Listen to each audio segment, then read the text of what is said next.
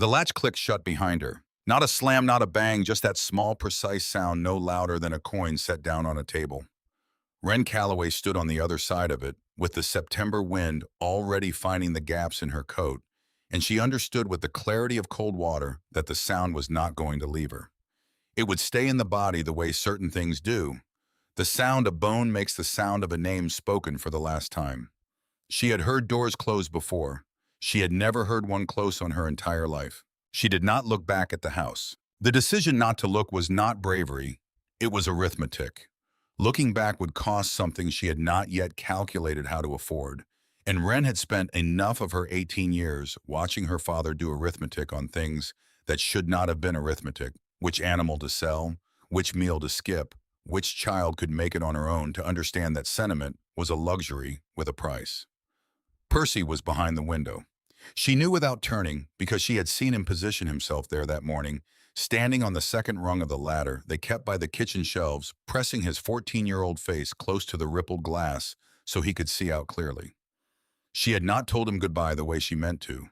There had not been a way to say it that didn't make it harder for him to stay. So she walked. The porch gave way to the dirt yard to the road, and the road pointed west toward Graybell, the way roads in Wyoming territory always pointed towards something not with invitation, but with the flat indifference of land that had existed long before anyone needed it to go anywhere. The wind was the wind of late September in the high country, thin, searching, already carrying the advanced scouts of winter inside it.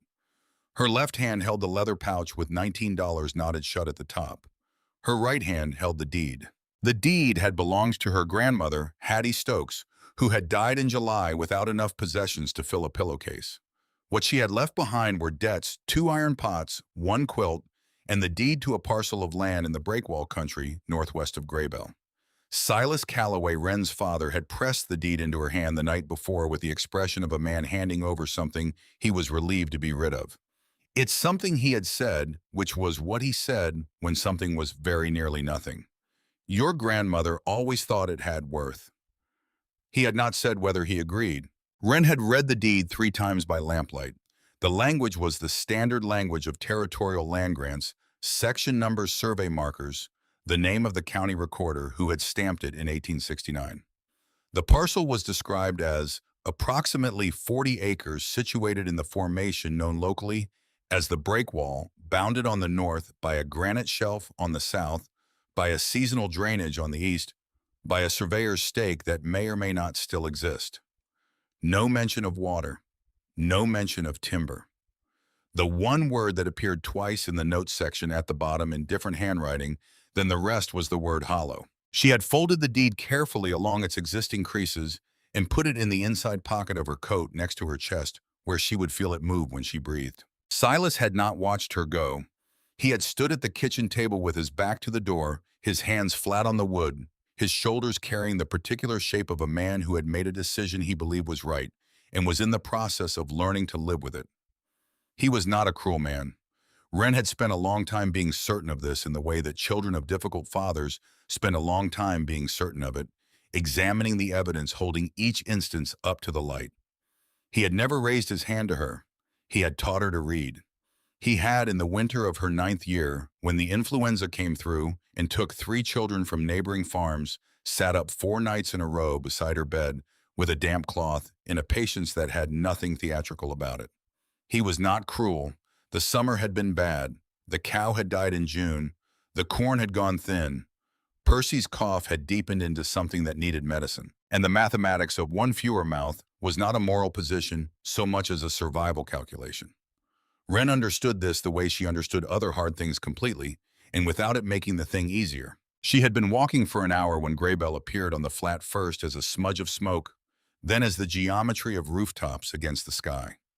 The town was the kind of town that Wyoming produced in quantity in 1883, a single commercial street, a dozen buildings of various states of completion, the smell of horses and sawdust, and the particular dry goods smell that clung to frontier mercantiles like a second coat of paint. The territory would not become a state for 7 more years. Out here, the law was recent and the land was old, and the land usually won any disagreement between them. People survived Graybell, or they passed through it, and the ones who stayed long enough developed a look practical, weathered, measuring everything and everyone with eyes that had stopped expecting surprises. Wren pushed open the door of Beck General Store. The bell above the door announced her in the thin, cheerful way of bells that do not understand context. The store smelled of cured ham coffee and linseed oil. Shelves ran floor to ceiling on both sides, stocked with the organized abundance of a man who understood that inventory was survival flour, in 50-pound sacks, salt and blocks, coffee in tins, bolts of wool and canvas coils of rope, hand tools hanging from iron pegs. There were things on those shelves that represented months of work and years of planning the entire vocabulary of making something from nothing in a hard country. Harlan Becht stood behind the counter. He was 52 years old, broad through the shoulders, in the way that men who have worked outdoors most of their lives become broad with a face that recorded weather and disappointment in equal measure. He wore spectacles that he was always either putting on or taking off, as though his relationship with clarity was something he had to keep renegotiating. He looked up when Wren came in, registered her the way he registered all customers, age approximate means likely purchase, and waited. Cutter Moss was in the corner. Moss occupied the chair by the cold stove, the way certain men occupy corners of public spaces, as though he had been there long enough to acquire a kind of ownership, as though the chair and the man had arrived at an arrangement. He was 40 years old, thick-necked, with the hands of a man who ran trap lines, and the eyes of a man who found most things that happened to other people mildly entertaining. He had a wad of tobacco in his cheek and a tin cup balanced on his knee. He looked at Wren the way he looked at weather, noting it, assigning it a category, moving on. Wren laid the deed on the counter. Becht picked it up. He did not put his glasses on. Immediately he held the paper at a slight distance, the way far-sighted men do when they are trying to read without admitting they need help.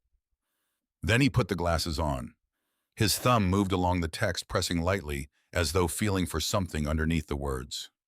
She watched his face and saw what she had half expected, the small contraction around the eyes, the flicker of something that crossed his expression and was gone before she could name it precisely.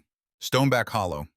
He set the deed down between them, not pushing it back to her, just setting it in neutral territory, the way men set things down when they want to create distance from them without appearing to. Your grandmother's claim. She passed in July. I heard. He took his glasses off. I'm sorry for your loss. He said it the way people said things they meant, but had said enough times that the meaning had worn smooth. It was true, but it was also just the right thing to say, and he knew she knew the difference. I was out that way once, 20 years ago, maybe more. He folded his glasses and set them next to the deed. Didn't go in far, didn't need to.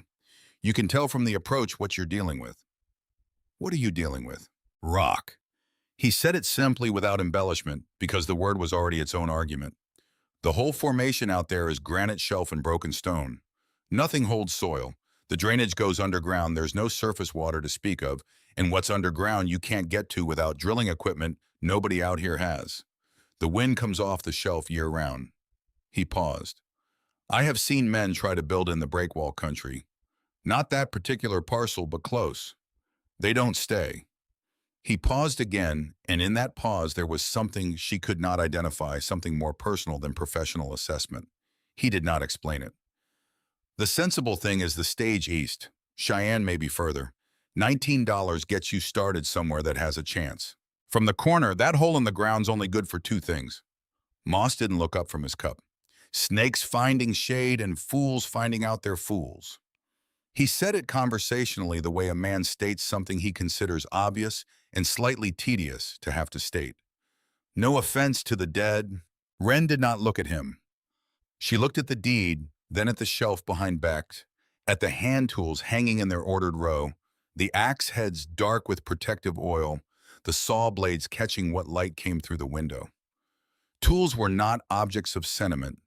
Tools were the argument she was trying to make, and she was trying to make it to herself as much as to anyone. She thought about the stage east. She thought about Cheyenne, which she had never seen arriving with $19 and no name and no claim to any piece of the world.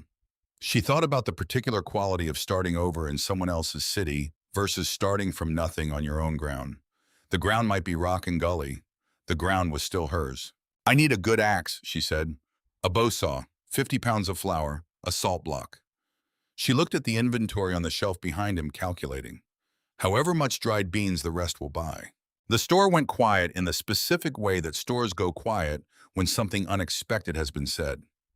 Becht looked at her. Not pity exactly, something more complicated, some calculation of his own running behind his eyes, some memory she was not privy to pressing at the edges of his expression. He picked up the pencil from beside the register and began scratching figures on a piece of brown paper. "It'll take nearly all of it," he said. He showed her the number. "Leave you with coins. I'm already working with less than I'd like." He looked at her for another moment. Then he began pulling items from the shelves. He worked in silence, wrapping the flour in its sack, selecting the axe from the wall. He took it down, tested the balance himself, the way he always tested tools before he sold them, then handed it across the counter. He found the saw. He wrapped the salt. He measured out the beans on the scale, his face doing the particular arithmetic of a man who disagrees with a decision but has reached the limit of his authority over it. When he had assembled everything, he looked at the total he had written, then moved without comment to the shelf behind him and took down a small additional sack salt, maybe a pound, and placed it with the rest of her purchases without adding it to the figure. He said nothing. He pushed the sack toward her pile the same way a man might close a door quietly rather than loudly. The intent was to be unobtrusive about it. Wren looked at the small sack. Then she looked at Becht. He had already turned to his ledger. She counted her coins onto the counter and gathered her goods. Outside on the street, the September wind came down off the high country with a message about what was coming. She had the axe on her back, the saw bundled with it, the flour sack in front where the weight would pull down through her hips instead of her shoulders. She had figured this out from watching the men who came through her father's farm carrying loads. She had the beans in a smaller sack tied to her belt. The salt she would carry in her hand until her arm gave out, and then she would figure something else. Graybell Street had 3 people on it who stopped what they were doing to watch her walk north. She did not perform indifference to them. She simply had no capacity for their opinions at that particular moment, the same way a person crossing a river on a log has no capacity for the opinions of people on the bank. She put one foot in front of the other, and the town fell behind her. And then there was just the road, and then the road turned into a trail, and then the trail turned into suggestion, and then there was nothing but the land. The land changed as she walked into the breakwall country. This was not a gradual, picturesque transformation. It was more like a conversation that shifts register. You are talking about one thing, and then you are talking about something else, and you can't identify the exact moment it changed. The soil that held the farms and the grass went first, giving way to earth that was more gravel than dirt, stones pushing up through the surface like they were trying to escape upward. The vegetation thinned, and what remained was the thorned and stringy variety that existed out here not because it wanted to, but because it had adapted to conditions that killed everything with preferences. The scrub tore at her hem, and she kept walking. By the first evening, she had covered 12 miles by her reckoning, and she stopped in a shallow depression that offered windbreak on 2 sides. She built a small fire from dry wood she had been gathering as she walked, adding pieces to the bundle on her back. Another calculation, another small act of planning that she had begun without quite deciding to. She made a thin paste of flour and water and cooked it in a flat cake on a stone beside the fire. It tasted like flour. It was enough. The sky at night out here had a quality she had not experienced before. It was not the sky above a farm with its boundary trees and its familiar horizons. It was the actual sky, unmediated, hanging down to the ground in all directions, full of cold stars that had no interest in the particular human being lying beneath them. It was terrifying for about 20 minutes. Then it was just the sky. She slept 3 hours at a time, waking to add wood, sleeping again. The fire and the depression in her wool coat were sufficient. She was not comfortable. She was not dead. These were the 2 available categories, and she had landed in the right one. The second day was harder. The flour sack had not gotten lighter overnight, though her body had been informed by sleep that it had carried enough and registered its objection through her lower back and both shoulders. The terrain was more broken, the path she had been following degraded from suggestion to memory, of suggestion marked only by the occasional line of stones that might have been deliberate or might have been the work of water long gone. The breakwall formation was becoming visible on the horizon now, a dark mass of rock that did not match the sky behind it, rising without the gradual climb of hills, simply asserting itself from the flat, the way geological violence leaves its mark. She stopped twice to rest. Both times she wanted to stop a third time before she stood up again, and both times she stood up anyway. The logic of stopping permanently was too simple and too tempting to entertain seriously the same way you do not seriously entertain jumping from a height, because the simplicity of the idea is itself the warning. In the afternoon of the second day, the land rose sharply and the ground underfoot became almost entirely stone, and she was climbing through the broken skirt of the formation. The wind here was different. It came off the granite in irregular gusts that had angles to them channeled by the rock into behaviors that the open country wind did not have. It was colder and more personal. It found the seam between her collar and her neck and did not let go. Then she came around a jut of granite and stopped. The cliff face was gray and absolute, rising from the earth with the authority of something that had been waiting here since before the concept of waiting existed. It was perhaps 60 feet high, smooth, where the old water had run down it, and rough everywhere else, veined with dark lines that recorded the history of the rock in a language she couldn't read. And at its base, where the cliff met the earth, there was an opening. Not a crack. An opening, wide enough to walk into without turning sideways. The darkness inside it was the total darkness of a place that had never had a reason to be lit. Wren stood in front of it for a long moment. The wind hit her from behind, and she made a decision the way people make decisions in such moments, not with ceremony, but with the simple priority of moving out of the wind. She set her bundles down against the cliff face, where they would stay dry if the sky made any further threats. She took the tinder from the small tin in her coat pocket. She struck a flame. The entrance was a short passage, maybe 8 feet, and then it opened. She stood in the entrance of the chamber and held her small light out in front of her. The flame revealed the nearest curve of the ceiling, vaulted higher than she had expected the rock, smooth and pale gray, where ancient water had polished it. The floor near the entrance was sand and small gravel, dry, settled looking, the kind of surface that has not been disturbed in a long time. She took 3 steps forward. The chamber opened further in both directions, more space than she could see to the edges of. She took more steps. The air was the first thing she truly registered. Outside, the temperature was falling toward the 40s as the sun went down. In here, the air was cool, noticeably cooler than outside, but it was the coolness of a cellar, not the coolness of a coming winter. It was stable. It did not move. There was no trace of the wind that had been the constant companion of her 2-day walk. The rock had absorbed it entirely, and what remained was a stillness so complete it had a quality that stillness does not usually have indoors. It had depth. She moved deeper into the chamber, following the reach of her small flame. The walls receded. The ceiling rose further. The floor stayed dry and level, the sand compressed by decades or centuries into something almost solid underfoot. She was perhaps 30 feet in when she stopped again. She had heard it before. She consciously registered hearing it the way you sometimes hear a sound that has been present for several seconds before your mind brings it forward into attention. A drip, slow, rhythmic, perfectly timed in the way only natural things achieve. Not the erratic drip of a leaking roof, but the measured, patient sound of water moving through stone at its own geological pace. She followed it.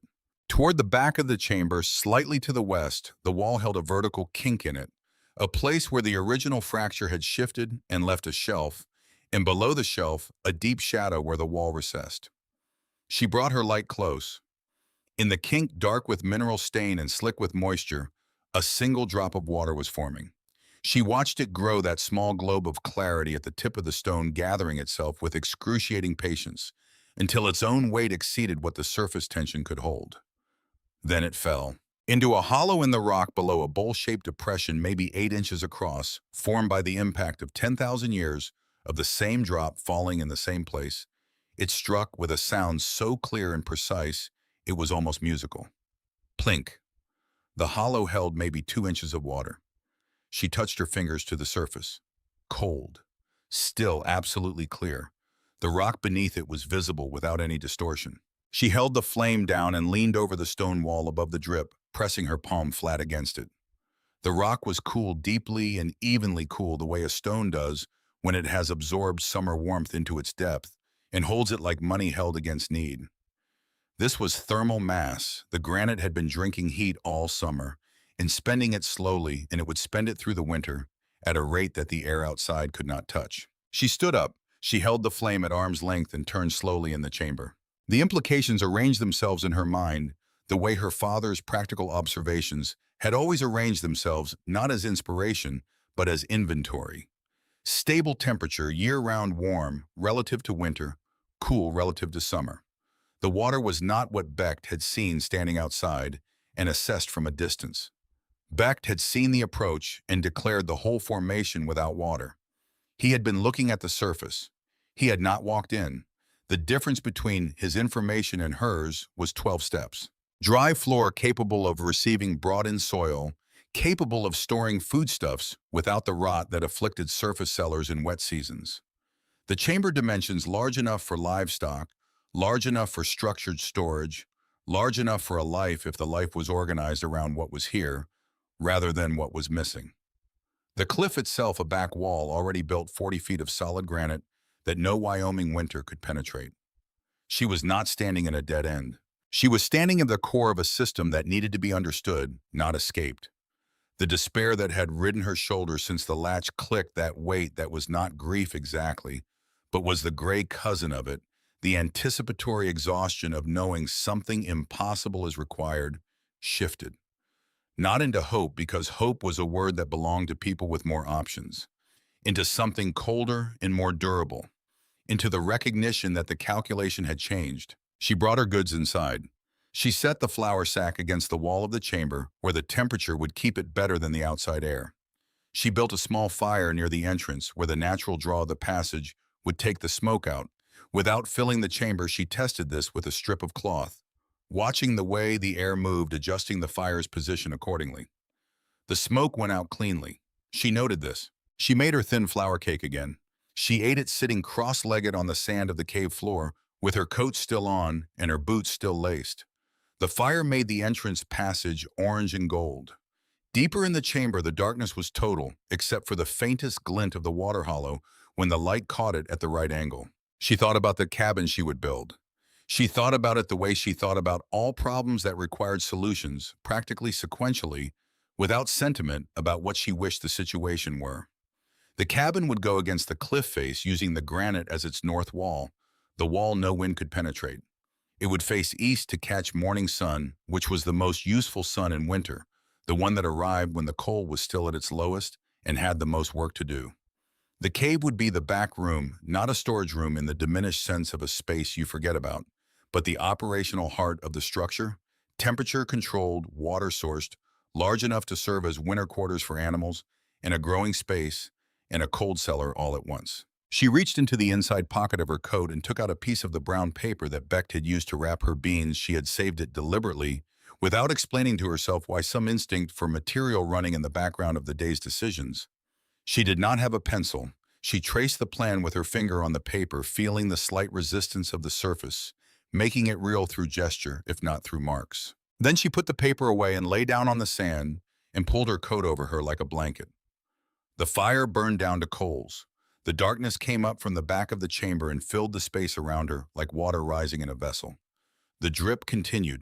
She counted it without meaning to, one drop every several seconds, reliable as a heartbeat, this thin persistence of water through stone that Harlan Becht had stood outside and declared absent.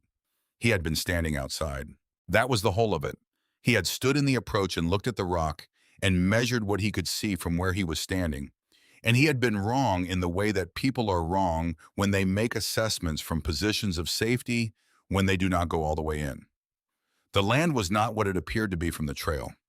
The land had a different nature once you entered it, once you went past the surface and into the system beneath. She had gone in. The darkness of the cave was not the darkness of vacancy. It was the darkness of presence that simply did not need light to exist. It had been here before her untroubled. It would be here after the same. She was a temporary arrangement in something permanent, and the permanence was neither hostile nor welcoming. It was simply structural, and she could work with that. She could build inside that. She thought about Percy standing on the ladder, wrung his face against the glass. She thought, I will make something here, and I will tell you about it. The drip continued. She listened to it in the dark with the particular quality of attention that belongs to people who have just understood something that cannot be taken back. The understanding that there is, in fact, something to work with. That the ground is harder than the surface suggested. That the question is no longer whether, but how much work and in what order. These were good questions. These were the questions she knew how to think about. The Wyoming wind moved over the stone above her and went on. She slept. She was awake before the light reached the cave entrance. The fire had burned to cold ash during the last sleep cycle, which meant she had slept longer than intended, her body making a unilateral decision about what it needed, overriding the part of her mind that had wanted to begin at first gray. She lay still for a moment in the dark, listening. The drip continued its single-note measure from the back of the chamber. The entrance showed a rectangle of pale blue that was not yet sunrise, but was the announcement of it. She rose, relaced her boots, pulled her coat, straight built, a new fire from the coals she found buried in the ash. There were always coals if you looked, and ate the last of her flour cake cold while she planned the first day's work. She needed timber. Everything else waited on timber. The grove of pines she had spotted from the trail 2 days back sat in a protected crease of the ravine, about a quarter-mile south and downhill from the cave entrance, where the stone gave way briefly to something resembling soil, and the trees had taken advantage of it over what must have been many decades of patient slow growth. They were not tall trees by the standard of forest further east, but they were straight enough in the lower trunk and dense enough in the wood. She had pressed her thumbnail into a cut branch and felt the resistance of it the way good building timber resists. That was what she had. The first problem was the saw. She had never felled a tree. She understood the theory from watching Silas over the years: the notch cut first on the side toward the intended fall, then the back cut above it, the geometry of the thing managing what brute force could not. But theory and the actual blade and the actual wood and the actual morning are different countries, and she found this out within the first 10 minutes. The saw skated across the bark on her first stroke, finding no purchase because she was pressing down instead of drawing back, trying to make the tool work through force rather than letting the teeth do their design function. She stopped. She repositioned. She drew the blade toward her in a long, controlled pull and felt it catch. She pushed it forward again and felt it catch again. This was it. This was the rhythm, not power but persistence in the correct direction. The first tree took 45 minutes. She had calculated 10. The recalculation cost her nothing in pride. She had no investment in being faster than she was, only in being accurate about what was real. But it cost her in the day's timeline, and she adjusted everything downstream accordingly. She could fell 3 trees today, not 6. 3 became the goal, and she pursued it with the concentration of someone who has learned that ambition is useful only when it stays in contact with the ground. When the third pine groaned at its base, cracked through the back, cut then went over with the slow gathering inevitability of a large thing that has passed. The point of recovery, the sound it made hitting the earth, resonated through the stone of the ravine walls and came back to her. Changed. She stood with the saw in her hand and felt something move through her chest that was not triumph and was not relief, but was perhaps the recognition that a thing she had not known whether she could do was now demonstrably done. 3 trees. Her trees. On her land. Down. Getting them to the building site was a separate education. She could not lift a full pine trunk. No calculation had suggested she could. What she could do was think about the problem the way her father had once talked about moving a boulder from the east field, not by applying strength to the whole, but by applying intelligence to the sequence. She cut branches from the trunks, first reducing each log to a smooth cylinder. Then she used the shorter branches to make rollers, cutting them to even lengths and placing them in a line under the trunk, spacing them by instinct, then correcting the spacing when the log rolled unevenly. She found the natural slope of the ravine and used it. She used the rope to change the angle.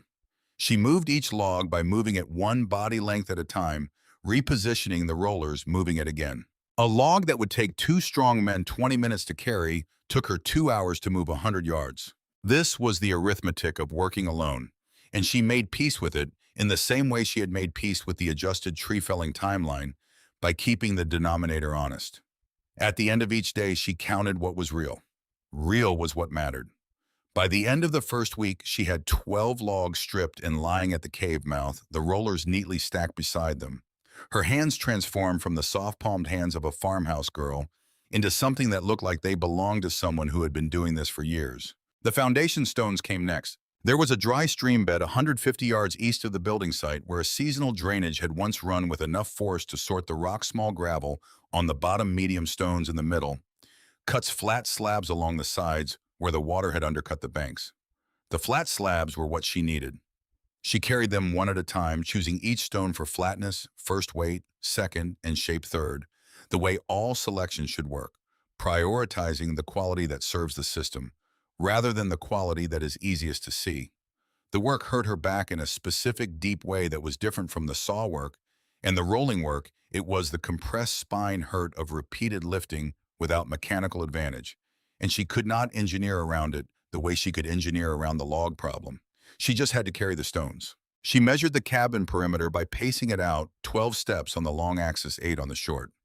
She drove stakes at the corners using sharpened pine scraps she cut with the small knife she kept on her belt. She leveled the foundation stones by eye at first, then developed a system using a bucket of cave water and a long, thin plank she split from one of the branch sections. Water finds level more reliably than any eye, and she understood this was a principle with uses beyond carpentry. By the end of the second week, she had a foundation rectangle she could stand in and believe. The fourth night, she wrote the first letter. She had not planned to. She had the brown paper from Beck's store, several sheets saved with the same unexamined instinct that had saved the first one.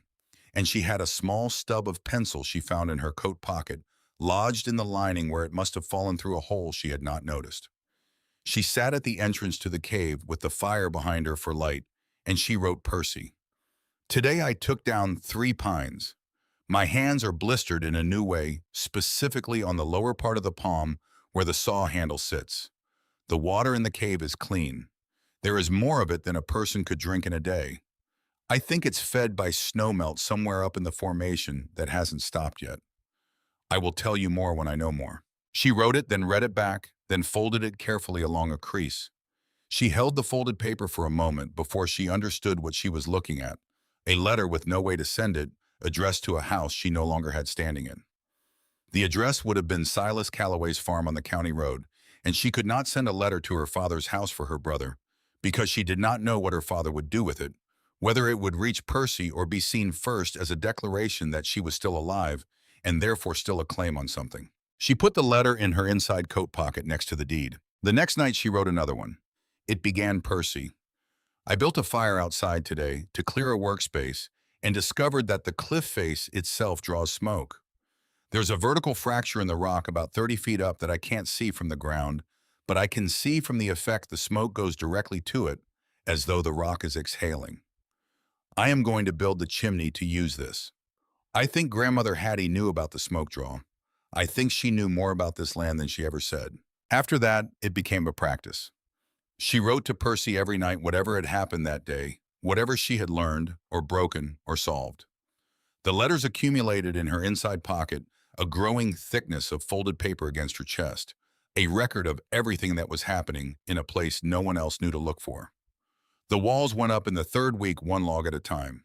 The A-frame lifting system she rigged from the rope, a crotched branch as a pulley point, a longer pole as a lever arm. It was the kind of engineering that existed before anyone wrote engineering down. The physics of Archimedes worked out from first principles by people who had no access to Archimedes but had logs to move. The system was imprecise. The first log she tried to raise with it swung sideways, and she had to drop it and start over redesigning the angle of the pull. The second attempt put the log approximately where she wanted it. The third was better. By the sixth, she was reading the swing before it happened, correcting for it before it corrected itself. The corners were the hardest part. She needed to notch the logs to lock them at the intersections, and notching required removing material in precise amounts from a surface she could barely reach when the logs were at height. She did it with the axe in short, controlled strokes, feeling the wood rather than watching it, because watching it gave her bad information about the depth, while feeling it gave her the truth. The notches were not clean. They would not have satisfied a carpenter with a square. They held. She spent 2 days chinking the gaps. The material was a mix of the finest gravel from the cave floor, darker soil she found in a sheltered pocket of the ravine where humus had accumulated dried grass from the drainage, enough cave water to make it cohesive. The mixture was unpleasant to work with in the way that cold, wet things pressed between fingers are unpleasant. It chilled her hands in a way that persisted into the evening, even by the fire. She filled every gap she could fit a finger into, smoothing the surface flat with the back of her knife. When she stood back and looked at the four walls, they were no longer a collection of logs with daylight between them. They were a room. The wind hit the outer surface and stopped there. The fireplace construction cost her 3 attempts at the flue. She built the firebox from the flattest stones she could find, using a binder mixed thicker than the chinking compound. She fashioned the throat to narrow above the firebox in the shape she thought correct. She extended the duct toward the natural fracture in the cliff face above, cutting it wider with hammerstone and knifework. Over the course of a full day, her arms above her head, for hours at a time, until her shoulders ached with the particular numbness of sustained overhead labor. She lit the first test fire in the firebox. The smoke went sideways, then down, then into the room in a choking gray flood that sent her outside, coughing, eyes streaming. She stood outside with tears on her face that were entirely the fire's fault. She waited for the smoke to clear, then went back in and studied the flue opening, looking at the geometry of the draw, working backward from the problem to the cause. The angle was wrong. She had built the duct running too straight, which reduced the pressure differential that created the draw in the first place. A proper chimney needed a slight lean into the draft. She dismantled the upper section of the duct and rebuilt it with a deliberate cant 15 degrees or so, aiming the opening into the prevailing direction of the fracture's natural draw. The second fire test filled the room with smoke again, but lighter this time, thinner, and within a minute the smoke was moving upward rather than pooling. She watched it. She did not move. The smoke thinned to a wisp, then the wisp bent toward the duct. Then the duct caught it and the draw took over, and the smoke went up and out through the fracture in the cliff above, invisible from the outside against the gray stone, invisible from the inside, because it was gone. She sat down on the cave floor in the doorway between cabin and chamber, where the warmth from the new fire was just beginning to reach. The heat moved into her hands first, then her forearms, then her chest. She had been cold at the bone level for 3 weeks without fully accounting for it. The way sustained cold becomes ambient, becomes the baseline against which everything is measured rather than a condition you notice. Now she noticed it leaving, and the leaving was a revelation. The cave garden took the remainder of her attention for several days. She had identified the soil pocket in a protected scoop of the ravine wall about 200 yards from the cave, a place where the angle of the formation had caught wind-blown material for what must have been centuries, and held it dark, compressed, dense with the accumulated organic matter of many seasons. It smelled right. It felt right when she picked it up, the way certain soils have a living quality that is not metaphor, but microbiome, the actual biological presence of things that make things grow. She carried it in the wooden bucket she had fashioned from a section of split pine roughly cooperated with wedged pine pegs, held together more by the swelling of the wet wood than by the engineering of the joints. 30 pounds per trip, 200 yards uphill into the cave, deposited into the raised beds she had framed from pine scraps against the front section of the chamber where the ambient light from the entrance reached for several hours each day. She made 41 trips. She counted because counting gave shape to the work, made the total finite even when any individual trip felt like it might continue forever. She planted what she had, a small paper packet of carrot seed, the heirloom variety her grandmother had grown, folded into the corner of a cloth inside the deed pouch. A second packet of winter lettuce from the same source, the kind that grew slow and small and pale, but grew in conditions that would kill more particular varieties. She planted them in rows, pressing the seeds in at the depth she remembered from the kitchen garden at the farm, watering with cave water carried in her cupped hands, because the bucket was too heavy for the narrow passage between the beds. She did this in near total darkness, navigating by the familiar smell of the turned soil and the faint, distant sound of the drip from the back of the chamber. Something would grow, or it would not. She had done what she could do. The floor of the cave beyond the garden beds she sectioned with woven sapling fencing, thin pine whips bent into uprights and threaded through with stripped horizontal branches, the same basic principle as basket weaving applied to the problem of dividing a space. The fencing would not stop a determined animal, but it would establish zones. In her plan, the front section held the beds. The middle section held the livestock she did not yet have. The deep section closest to the drip held her stored goods and tools. By the end of the 4th week, she had built a structure that had not existed on this piece of the earth 6 weeks ago. She stood in the doorway of the cabin one evening, her back to the warmth of the fire, facing the gray slope of the breakwall country falling away below her, and took inventory. Not of accomplishments, but of what remained lacking, because that was the inventory that determined the next decisions. She needed livestock before the first hard freeze sealed Tanner's Cut Road. She needed another 50 pounds of salt at minimum for preservation through the winter. She needed someone to tell her none of this was completely impossible, and that was the one item on the list that nothing in Graybell could provide, so she crossed it off without ceremony. She needed to go back. The walk to Graybell was different from the walk away from it. Not in distance, same trail, same broken descent from the break wall into the flatter country, same Tanner's Cut Road picking up where the trail gave out. Different in the body making it. Her coat was the same coat, her boots, the same boots, but the proportions of her had shifted in ways she could not have named precisely. The flour sack weight she'd carried out had been carried in her shoulders, the anxious carrying of someone uncertain about the load. What she carried now was internal and distributed differently, the way muscle weight distributes differently from apprehension weight. She walked faster without trying to. She entered the store in the middle of the afternoon on a Tuesday. Becht was at the counter working through an invoice when the bell rang. He looked up with the ready expression of commerce, then held on her face for a beat longer than the transaction required. His eyes went to her hands, which were now the hands of someone who had been using them, then back to her face.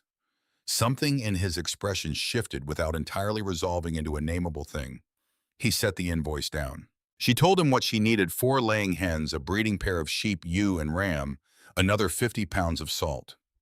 She told him in the straightforward register of a transaction, not asking his opinion of it, not laying out her reasoning for his approval. He took the pen from behind his ear. He began writing numbers. When he finished, he turned the paper so she could read it. The total was essentially everything she had left within a few cents. The animals will need shelter from the weather. He said it to the paper, not to her. A ewe and ram together, you've got a chance at lambs come spring, but they need to winter somewhere that won't kill them first. He paused. A standard barn doesn't close off cold the way... He stopped. He looked at her. Something was working its way through his expression, some old calculation meeting new information, and she could see it was not comfortable for him. What are you putting them in? The cave. She held his gaze. The formation keeps a stable temperature. I've verified the water source. There's enough space for the animals and feed storage both. He was quiet for a moment, the kind of quiet that has things in it. Then, my son Eli wanted to try something like this. He did not look at her when he said it. He looked at the space beside the invoice. Different part of the territory. He was 20. I told him the land out there wasn't viable. I told him he was being foolish and that the sensible thing was to find work in Cheyenne and save his money. He stopped. Then he picked the pen back up. He went to Cheyenne. He took work in a tannery. Another pause. He died of a lung condition 2 winters later, in a rooming house on a street I've never seen. Wren did not fill the silence. She waited for it to be what it was. Becht wrote the final total, turned it around, slid it across the counter. That's the price. He held her gaze for the first time since Eli's name had entered the conversation. You pay me what's on the paper. I'll get your animals. She counted the coins out. He counted them again without making it an insult. Just thoroughness, the habit of a merchant who has reconciled many accounts. Then he moved to the small shelf behind him and took down a sack of salt, a pound, maybe slightly more. He set it with her other goods without adding it to the total. He did not explain the addition. He did not look at her while he did it. She understood it was not charity. She understood it was something harder to name than charity, something that had Eli in it and the land out at the breakwall, and 20 years of a man being certain he knew what was possible, and then in the specific company of one 18-year-old girl who had not asked his opinion, beginning to be less certain. She loaded what she could on her back. Becht carried the rest out. The hens were in a crate she would carry in front, suspended from a length of rope over both shoulders like a yoke. The sheep were on lead ropes, the ewe, whose eyes held the calm of a creature that had long since accepted the bewildering nature of human decisions, and the ram who had not accepted anything and was currently expressing this through lateral pressure on his lead rope. The ram was black-faced, broad through the chest, built like a disagreement. She looked at him for a moment and thought of her father, not with bitterness, just with the flat accuracy of association, and named him Doyle silently in a way she did not explain to Becht or to anyone. The ewe she named June for the month the cow had died at her father's farm because she wanted a word for that month that meant something living rather than something lost. The walk back took 2.5 days. The hens provided a continuous audio commentary on their feelings about the arrangement, which were negative. June walked steadily and with a kind of accepting resignation that Wren found she appreciated. Doyle the ram resisted everything that could be resisted: the pace, the direction, the concept of a lead rope, the specific gravel composition of certain sections of the trail. She talked to them, not with the performed chattiness of someone trying to seem unbothered, but with the low, steady voice of someone working a problem out loud and not particularly caring about the audience. She told Doyle that she understood his objections and that they were beside the point. She told June about the water in the cave. The night before they arrived at Stoneback, she camped in the last section of trail where the ground was flat enough to lie down without rolling. She built her fire, ate the last of the cornbread she had bought at the store, let the animals graze at the end of their ropes. She took out that night's piece of brown paper. Percy, I bought a ewe and a ram today. Name them after people I know, which is something I'm not sure I understand about myself yet. The ewe is calm. The ram is a problem I've decided to find educational. I think I'll have lambs in the spring if nothing goes wrong. I think plenty will go wrong and some of it will be recoverable. I'm going back to the hollow now. It's starting to feel less like a destination and more like the place I live. She put the letter with the others and slept. The moment that changed something she had not known needed changing happened not at the entrance to the cave, but 15 feet inside it on the afternoon of their arrival, when she brought June through the cave passage into the main chamber. June stopped. Wren expected resistance, expected to need to urge the animal further in.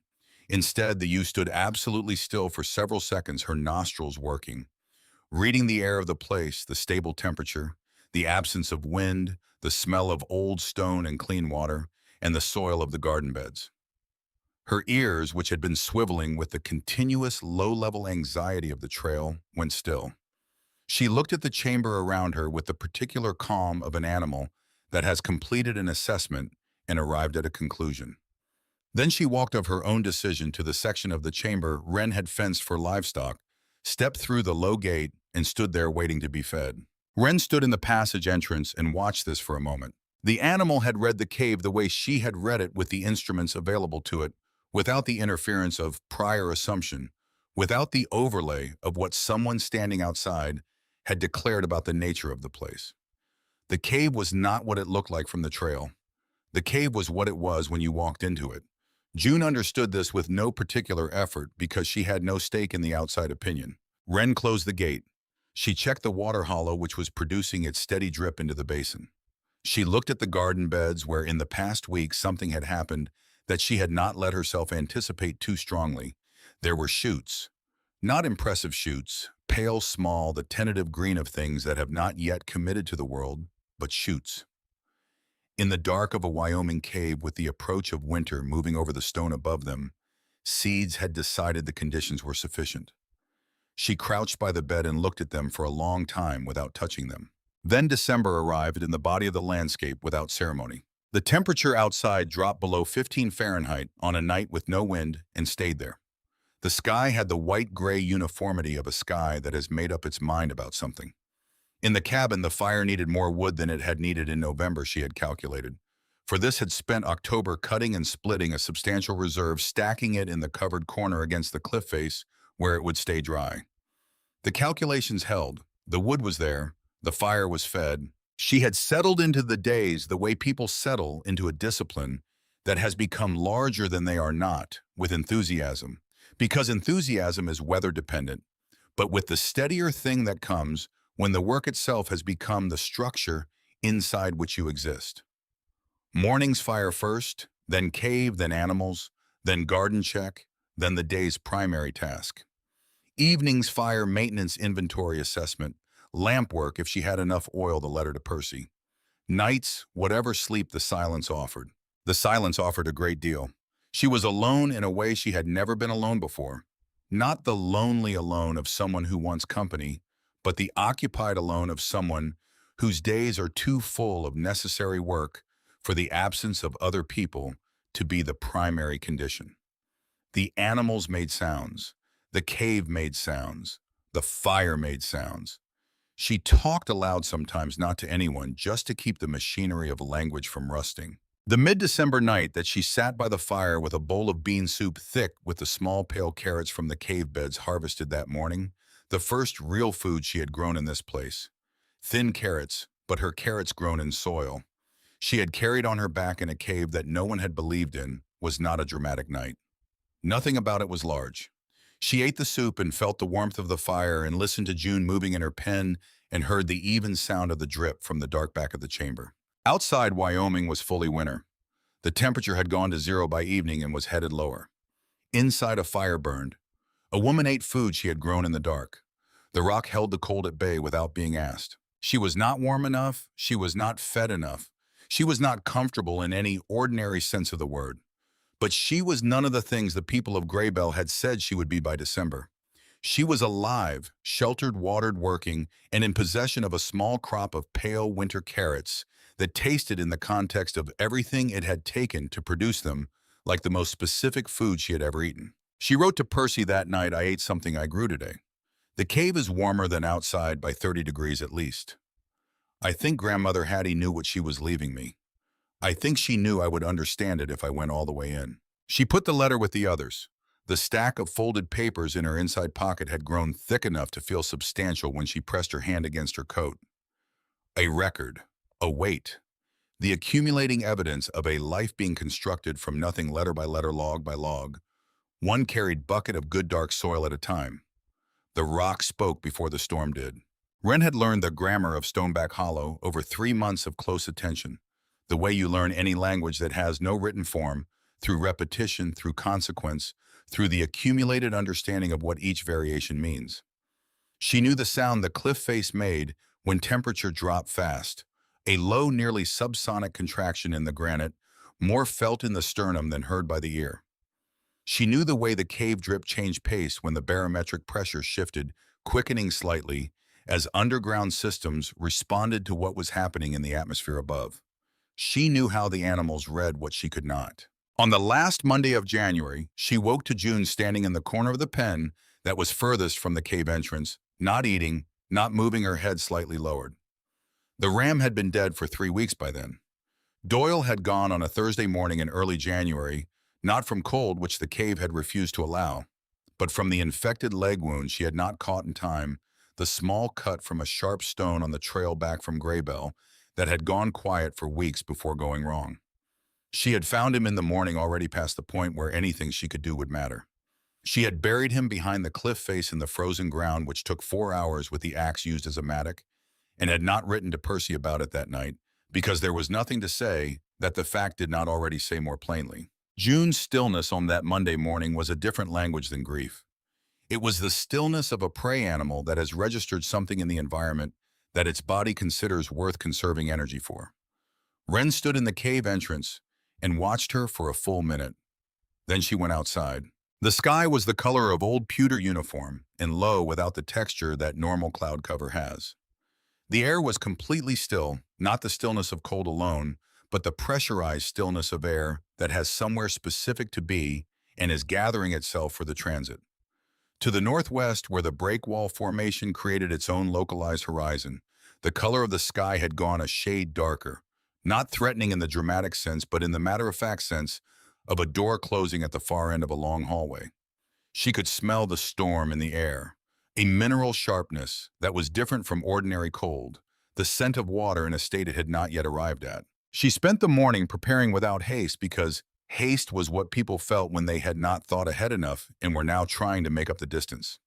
She had thought ahead. She carried 6 additional armloads of split pine from the outdoor stack into the cabin, stacking them against the interior wall where they would stay dry regardless of what happened to the exterior. She filled every vessel she had with water from the drip basin, the bucket, the 2 tin cups, a sealed tin she had been using for flour storage and had emptied the week prior. She checked the cave fencing and reinforced 2 sections where the sapling weaving had loosened in the dry air of January. She gave June an extra measure of the dried grass she had harvested in October, cut from the drainage below the ravine, bundled and stored in the deep section of the cave, where the temperature kept it from degrading. By mid-afternoon, the first precipitation arrived, though arrived was too gentle a word for it. The storm did not arrive. It seized the landscape. The initial precipitation was not snow but ice pellets small and hard, driven by a wind that had gone from absent to 40 miles an hour in less time than it took to register the change. The ice pellets hit the cabin's exterior wall with a continuous hiss that sounded like static, like the noise that filled the spaces between things. The temperature, which had been 12 Fahrenheit at midday, dropped to -8 by the time the light failed and the wind made the effective exposure something that Wren felt in her joints when she opened the cabin door to check the exterior for structural stress. She closed the door. She braced it with the heavy log she had kept for this purpose. She went into the cave. The transition between the two spaces was always a form of information. The cabin held the fire's heat movable and combustion dependent. The cave held the Earth's heat, which was older than fire and did not require maintenance. In the cave, the blizzard was a rumor. She could feel it in the walls, not as sound, not as temperature change, but as the faintest resonance of something enormous happening nearby, the way you can feel a train through the ground before you hear it. The cave's response to this resonance was no response at all. The temperature in the chamber was exactly what it had been in October, what it had been in December, what it would be in April. The granite had been making this same answer to the same question for longer than the question had been asked by anything capable of caring about the answer. She sat in the cave entrance, her back against the warm side of the cabin wall, and listened to the storm work itself out against the world above her. June had settled. The hens had tucked themselves into their corner arrangement with the cooperative efficiency of creatures that had been managing bad weather since before anyone domesticated them. The drip continued. She took out paper. She began Percy. There is a blizzard happening right now that I can barely hear from inside the cave. I want you to understand what I mean when I say that. The wind outside would kill a person in an hour.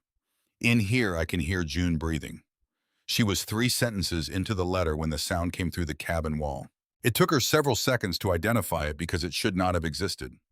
A rhythm that did not belong to the storm irregular, where the storm was constant, varied where the wind was monotone. She sat very still and listened past the general roar of the blizzard, and underneath it found the rhythm again. Something striking the cabin door. Not the random percussion of wind-driven debris. This pattern had intent, had the specific cadence of something that knew a door was a door because it understood what doors were for. She stood. She put the letter down.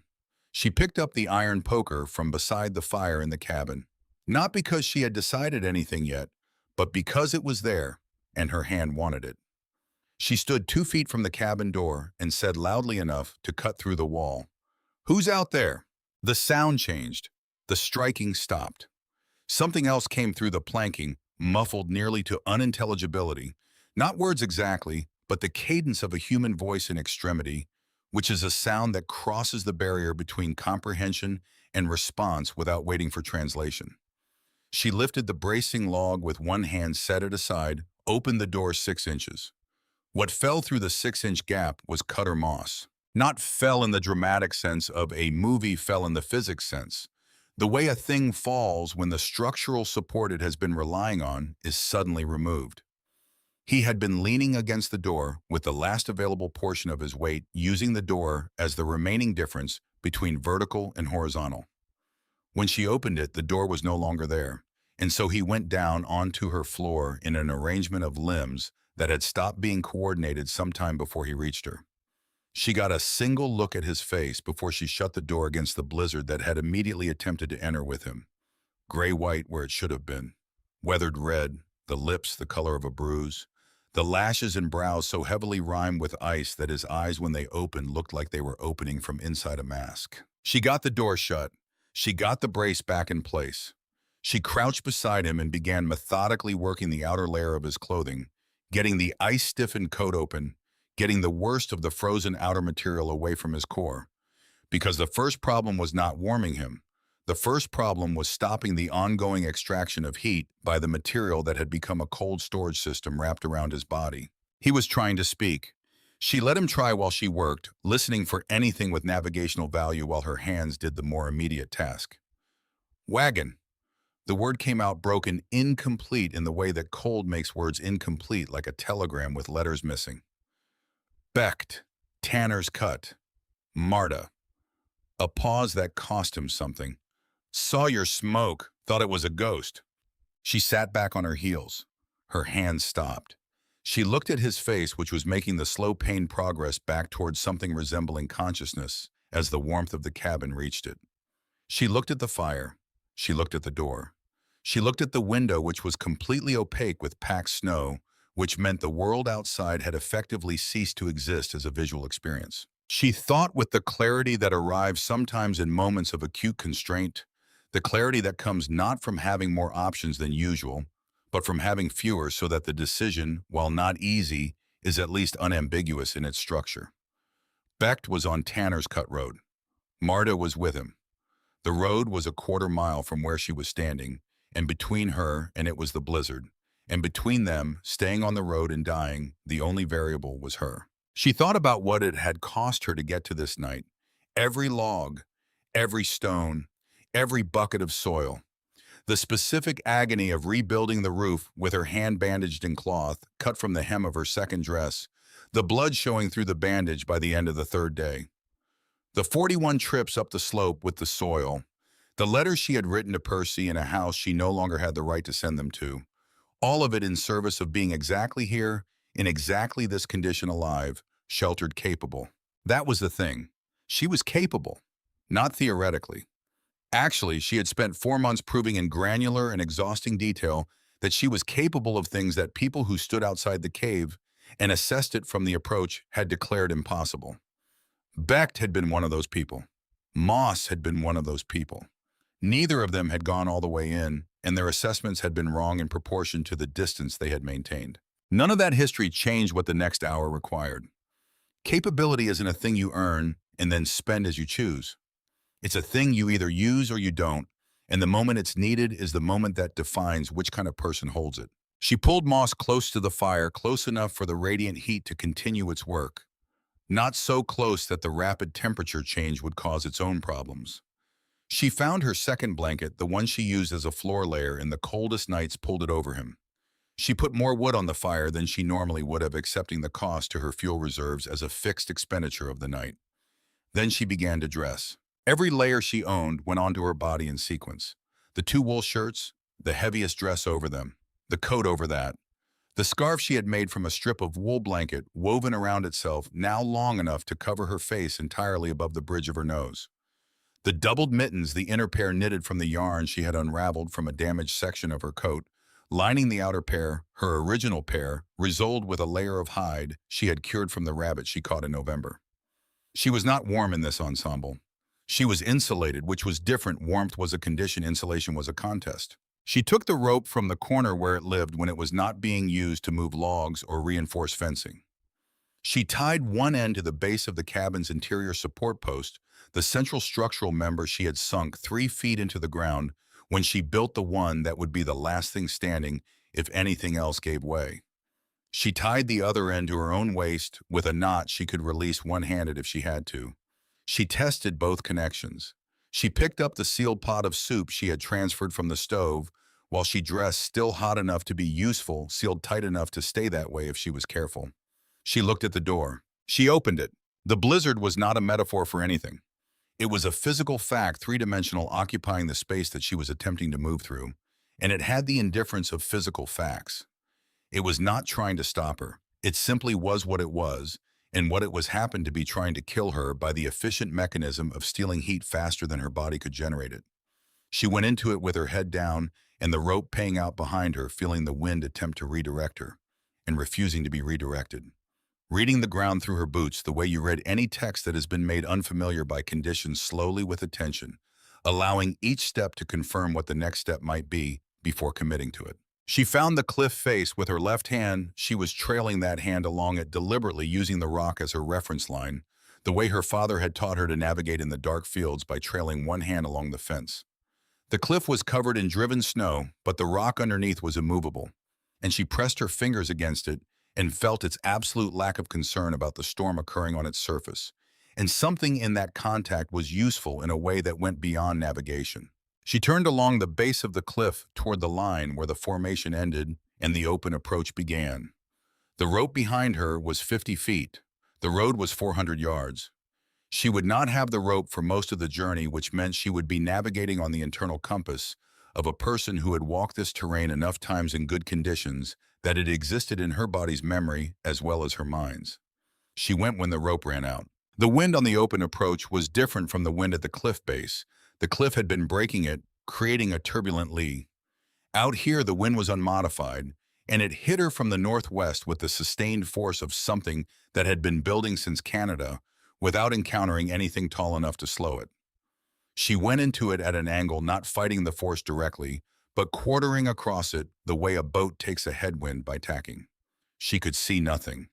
The world had reduced itself to the sensation of her own body, moving through resistance, the sound of wind, the snow driving against the wool covering her face, and melting against her breath in a way that made it difficult to breathe without inhaling moisture. She counted her steps. She had walked this stretch enough times to know approximately how many steps it took. She had counted once out of nothing but the habit of counting, and she held the count in her head as the one piece of objective information available to her, letting it tell her when she was approximately where the road should be. At 240 steps, her left boot found the edge of the rut on the near side of Tanner's Cut Road, where the wagon wheels had worn the surface lower than the surrounding ground, and even under a foot of snow, the depression registered through her soul as a meaningful change in terrain. She stopped. She turned east along the road. She found the wagon by walking into it. The corner of the wagon bed hit her at hip height, and she stopped, braced herself against the solid reality of it, then moved around to the lee side. The east face sheltered from the prevailing wind by the wagon's bulk and partially by a natural dip in the road where it bent toward the drainage. Becht was there. Marta was there. They were together under the wagon's canvas, which Becht had stripped from the bed and managed to arrange as a windbreak, holding it at the corners. With his body weight on one side, Marta's weight on the other, creating a pocket of air between them that was not warm, but was not the full -30 Fahrenheit of the open wind. She saw Becht's face when the lantern she had brought it had blown out within 30 seconds of leaving the cabin, but she carried it as a reflex tool. Something to relight if conditions changed, registered as a shape in the dark. Something carried by a person approaching from the direction of the Stoneback Formation where no person should have been. His expression in that moment was not one she had a word for. It was the expression of a man who has accepted a particular conclusion as fact and has been confronted with evidence that the conclusion was wrong, and the confrontation is arriving faster than the revision. She did not explain anything. There was no mechanism by which explanation could function in the conditions currently available. She set the soup pot in the snow, reached under the canvas, got her hands under Marta's arms, got Marta to her feet by the combined effort of leverage and refusal to accept the alternative. She put Marta's arm over her own shoulder. She pointed at Becht, a gesture that meant, hold the other side of her walk, we are going now. And he understood it because people in extremity understand gestures better than words. They walked back west toward the cliff and the light she had left burning in the cabin window. Marta was the problem on the return. Becht was cold through, but cold in the way that cold is a condition the body can report. On his body was still reporting, still communicating distress through the normal channels of complaint. Marta's body had moved past the reporting stage into the quiet stage, which was more dangerous. She moved when Wren moved her, stopped when the support stopped, made no independent contribution to the navigation. Wren held her up by main force, her own muscles burning with the specific fire of muscles that had been asked for more than the day's prior expenditure had left available. The cabin door, when she reached it, was the most important door she had ever opened. She got them inside in the order of most need, Marta first to the floor nearest the fire. Becht second, who could manage the last few steps himself. Herself last, pulling the door shut behind her, replacing the brace with hands that had stopped feeling the brace with any precision and were operating on proprioception alone. She got her outer layers off. She got Marta's outer layers off with the same methodology she had applied to Moss' outer ice layer first. Warm slowly, do not rush the process of a body returning to itself. She put more wood on the fire. She opened the soup pot, which had stayed sealed, and had retained most of its heat, and found 3 cups. Moss was conscious. He had pulled himself to a sitting position against the cabin wall and was watching her with the specific expression of a man who is revising a position he had held with considerable confidence. He watched her work with the focused attention of someone who is adding things to a mental ledger that had previously been organized around a different set of assumptions. When Becht could speak clearly, when the fire had done enough work on him, that his voice came out in coherent sentences rather than fragments. He looked around the cabin. He looked at the fire correctly designed and drawing clean through the cliff fracture above. He looked at the neat stack of firewood against the wall, the stores on the shelf she had built from split pine, the organized arrangement of tools. Then his eyes found the passage through to the cave, and she watched him look through it. She had a lamp burning in the cave. She always had a lamp burning at night. One of three she had made from hollowed stone and rendered tallow she had traded a dozen eggs for in December. The lamp's light fell across the garden beds, the green of the lettuce, small, pale, but unmistakably green the lines of carrots. It fell across June in her pen, placid, warm, chewing, with the contentment of an animal that has found its permanent arrangement with the world. It caught the line of the drip where the water fell from the kink in the cave wall, making the drop visible for a fraction of a second as a bright thread before it disappeared into the basin below. Becht stood up. He was not yet fully steady, but he was upright, and he walked to the passage between the cabin and the cave. He stood in the opening. He looked at everything she had built in the 4 months since he had looked at a piece of paper on his counter and placed it back in the neutral territory between them. She watched him look. She watched the moment when the full scale of his misunderstanding reached him. Not the superficial error of being wrong about one woman's ability to survive one winter, but the deeper error of standing outside a thing and declaring its nature without going in. The error of Eli. The error of 20 years of accumulated certainty about what the land out here could hold, and who it could hold, and under what conditions. She watched it arrive in his body before it arrived in his voice, a slight drop of the shoulders, a change in the quality of his stillness. "We were wrong about you." His voice was not loud. It was the voice of a man making a statement he has been moving toward for some time. "I was wrong about what this place was, about what you were." He paused. "We all were, and we said so where you could hear us." Wren ladled soup into the cups. She handed one to Moss, one to Marta, who had come back enough to hold it. She held the third out to Becht. "It's bean soup." Her voice carried nothing beyond the fact. "Carrots from the garden. Eat it while it's still giving something." He took the cup. He held it in both hands the way people hold warmth when warmth has been recently absent. He did not say anything else, and she did not require him to, because the soup was the argument, and the garden was the argument, and the temperature of the cave, in the worst blizzard in 3 years, was the argument. And she had not made these things in order to make an argument. She had made them in order to live. The blizzard ran 3 days. The shape of those 3 days was not dramatic from the inside. Wren maintained her rhythms: fire check, animal check, garden water, meal preparation, firewood management, with the same regularity she had maintained alone, adjusted for the additional consumption that 4 people represented. The adjustment strained her reserves but did not break them. She had planned for the unexpected, not specifically but structurally, the way a person builds a wall a foot thicker than they think they need, because the wall doesn't know what she thinks. The extra thickness held. Moss repaired the section of cave fencing that had been loosening for weeks, using the material she had stored for the purpose, without being asked and without announcing what he was doing. He simply looked at the problem and fixed it, and she understood this as his version of the only currency that mattered out here: useful action in service of a shared situation. Marta recovered faster than expected. By the second day she was mobile, by the third she was useful, finding small tasks to contribute to without needing to be directed, running the system she observed, as though she had been watching the manual being written and was now applying what she had read. Becht watched. He watched everything with the focused assessment of a merchant taking inventory of a system he had previously undervalued. She caught him on the second afternoon, standing at the entrance to the cave, looking at the garden beds with an expression she recognized because it was the expression a person has when they are performing a mental calculation that is coming out differently than all their previous calculations on the same subject. She found Doyle's absence in that inventory moment, the absence of the ram she had carried from Graybell on a lead rope while he contested every step of the journey, the pen section that held his wool-matted memory but no longer held him. She had not told her guests about Doyle. There was no need. The absent ram was her loss to carry, not theirs to process. The system still functioned without him. It functioned because she had built it to absorb loss rather than depend on perfection.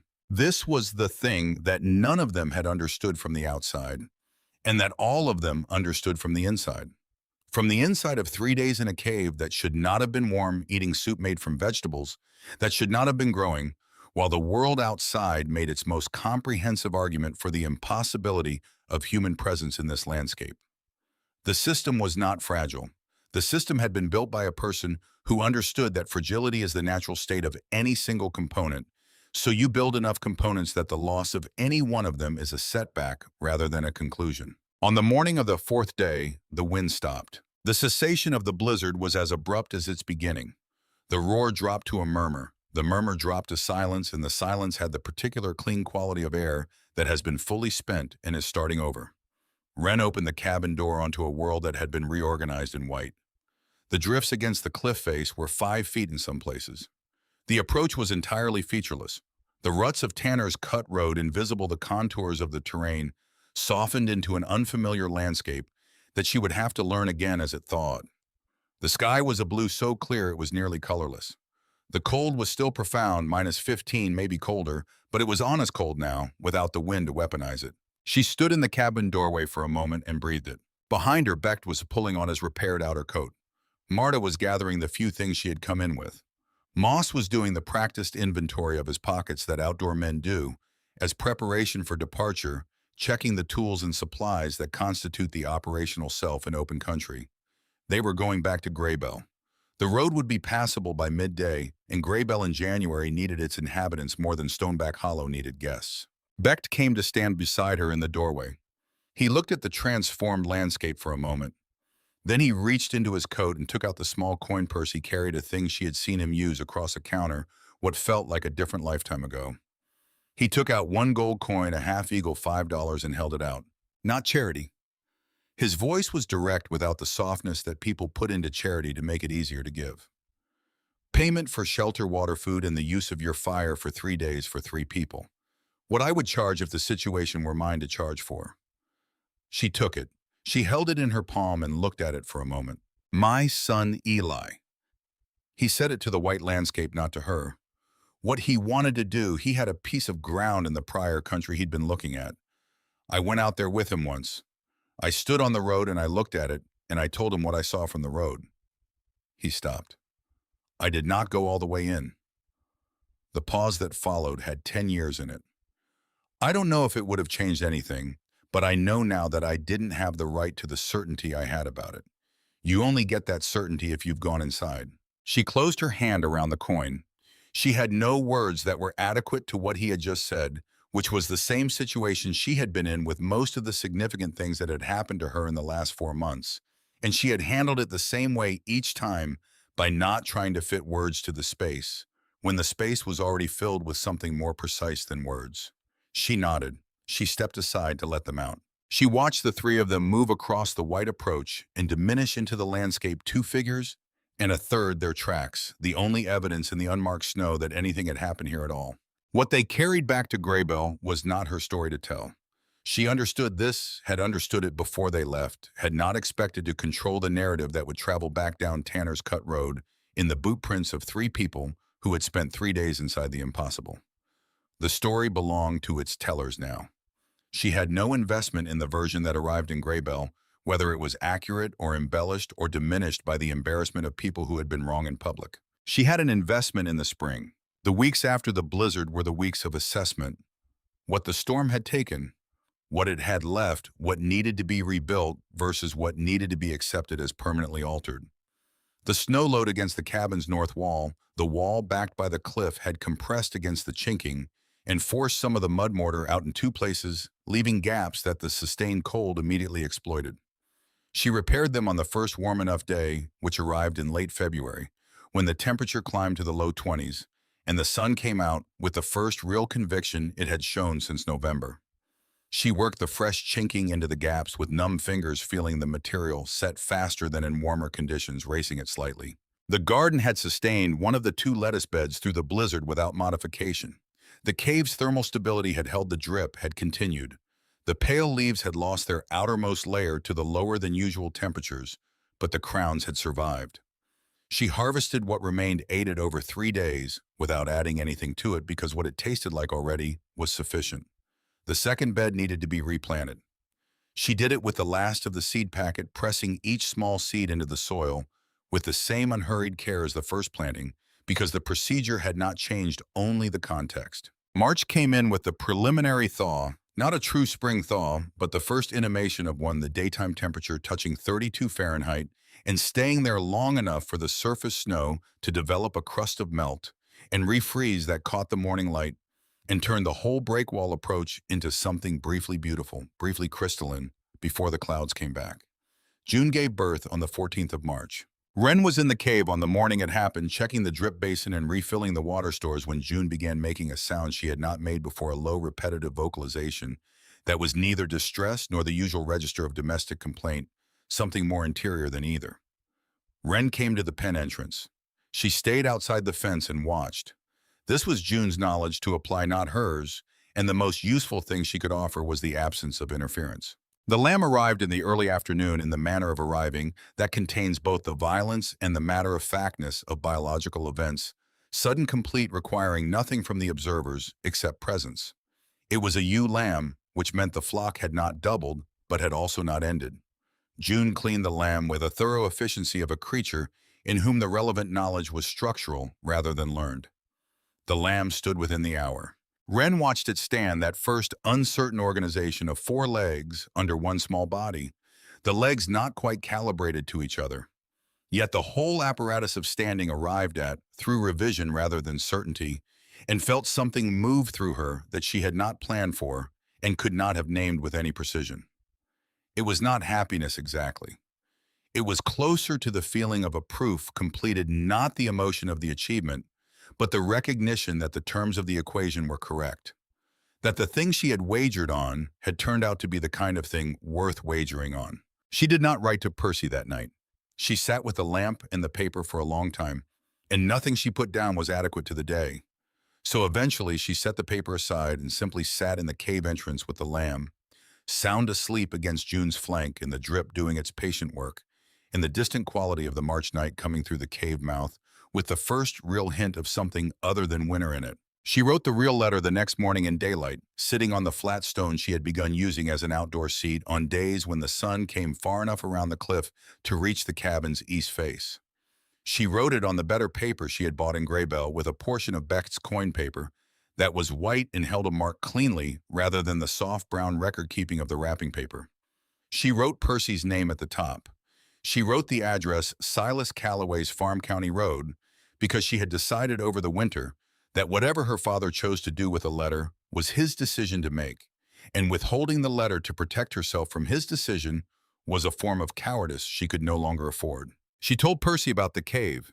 She described the temperature, the water, the garden, the way the cliff face absorbed the sound of the worst winter Wyoming had apparently produced in a decade. She told him about June and the lamb, whose name she had not yet settled on, but was considering calling Hattie after their grandmother, who had known what she was leaving, even if she had not said so.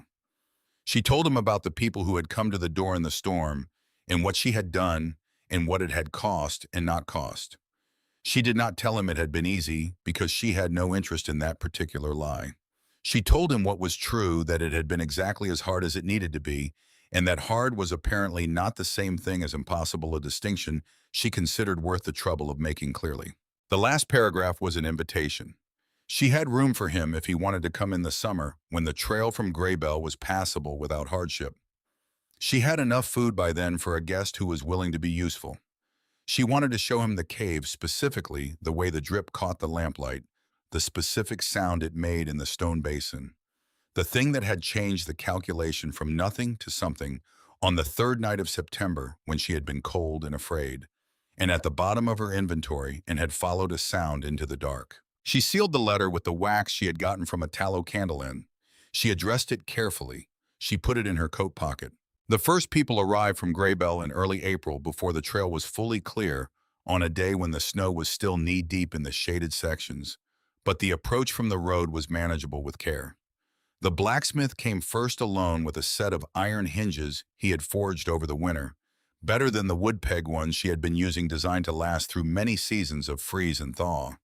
He did not explain how he knew her existing hinges were inadequate. He held them out. She looked at the quality of the metalwork, the precision of the pin. What do you want for them? She held his gaze with the directness of someone who had learned that the frontier economy ran on the clarity of terms, not the softness of transaction. Eggs. He said it without embarrassment. 6 weeks of eggs. She agreed. They shook hands. She put the hinges on the door that afternoon and felt the difference immediately. The door swung true and stayed where she put it, neither drifting open nor requiring force to close, simply operating as doors are supposed to operate in the material world. Others came behind him, by ones by twos, over the weeks of April as the trail cleared. A woman from the west end of town brought a bolt of gray wool she said she had no use for. What she wanted was access to the cave's temperature for storing the soft cheese she made in summer, which spoiled quickly in the warm months without reliable cool storage. A neighboring farmer brought seed potatoes, a variety that had done well in the high country soil. He wanted to know what she was planting outside the cave entrance in the new turned ground she had begun working in the February thaw, and whether the information she had gathered about the soil in this formation might be shared. She shared it. She received what they brought. She did not pretend the exchange was social when it was economic, because the pretense would have diminished what it actually was. People from Graybell coming to Stoneback Hollow not out of pity, not out of guilt, but out of the recognition that she had something they needed. The woman with the wool had been one of the voices she had heard whispering on the street when she led the animals out of town in November. She brought the wool without mentioning that, and Wren received it without mentioning it either. The transaction was the conversation. The terms were clear. That was enough. On a Thursday in late April, she walked to Graybell and mailed the letter. She carried it the whole way in her coat pocket close against her chest, with a thinning stack of unsent letters that she had decided to keep as her own record of the winter. A document not of suffering exactly, but of the interior life of a long and difficult passage that had only one witness. She handed the addressed envelope to the postmaster, paid the postage from the coins she had accumulated through the spring barter, watched him log it in the departure ledger. On the way back, she walked Tanner's Cut Road past the place where Beck's wagon had gone over the ditch, was still visible as a disturbance in the roadside. The earth churned and refrozen and now beginning to soften in the April thaw. She stopped and looked at it for a moment. The road beyond it ran straight back toward the break wall, and at the far end of the straight section, the formation was visible, the cliff face catching the afternoon light in a way that made it look briefly like it was giving something off, rather than simply reflecting it. She walked toward it. The evening she arrived back at the hollow, the lamb she had settled on Hattie was outside the cave mouth for the first time on a patch of bare ground. The southern sun had cleared of snow, doing the small experimentations with the world that young things do when the world is still more hypothesis than fact. June watched from the cave entrance with the alert patience of a creature who has made a permanent arrangement with uncertainty.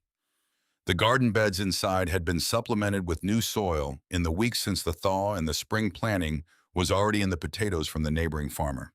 A second wave of carrot seed, the lettuce crowns that had survived the winter, now putting out new growth from their established root systems. She stood outside the cabin door and looked at what existed here that had not existed in September.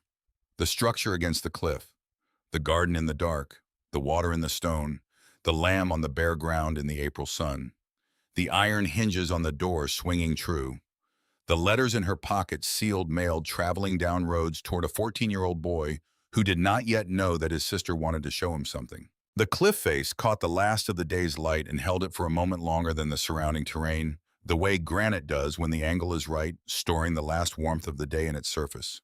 The same way it stored the summer in its deep interior, spending it slowly, efficiently in service of everything that had learned to live close to it. The work was not finished. The work would not be finished in any season she could name or plan for. There would always be the next wall, the next fuel supply, the next failed experiment with the soil composition, the next animal that needed tending, or the next storm that needed weathering. The list did not have a bottom. She had understood this since the first morning she stood in the cave with a small light and counted what was there rather than what was missing, and it had not frightened her then, not exactly, and it did not frighten her now. The unfinished natures of the work was not a problem she had failed to solve. It was the condition under which a life was worth the building. She had made this place from nothing but a piece of paper and $19, and the specific quality of attention that goes all the way in rather than stopping at the approach, and it had turned out that going all the way in was sufficient. Not easy, not guaranteed, sufficient. She went inside. She built the fire. The smoke went up through the rock the way it always went, the way it would go for as many seasons as the rock stood, which was longer than anyone standing here had the instruments to imagine.